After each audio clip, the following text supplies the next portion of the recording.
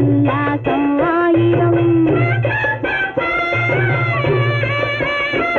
மங்களமேளம் பொங்கி முழங்க மணமகள் வந்தாள் தங்கத்தேரிலே. மல்லிகை பூவிலும் மெல்லிய மாதனிடம் கண்ணிரண்டை தந்தாளா. அந்த அங்கைய கண்ணியை பார்த்து அண்ணன் சங்கதி சொன்னதை கேட்டு அந்த அங்கையர் கண்ணியை பார்த்து அண்ணன் சங்கதி சொன்னதை கேட்டு நெஞ்சில் புள்ளை எழுந்தது பாட்டு. அது தட்டிலே தாலாட்டு.